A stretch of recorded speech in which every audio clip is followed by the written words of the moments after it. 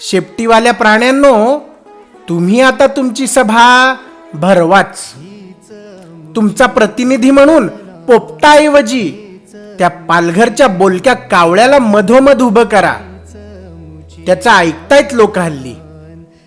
राजनीती करता करता माणसा, तू इसाप नीती विसरलायस हे सांग म्हणावं त्या माणसांना. इसाप नीतीतल्या तात्पर्याची शेपटीवाल्या प्राण्यांनो तुम्ही उजळणी कराच. कारण माणसांचा नीतिमूल्याशी, आचार विचार सदाचाराशी आणि माणुसकीशी तसा काही संबंध उरलेलाच नाहीये. फार झाली सभ्यता, फार झाली सभ्यता.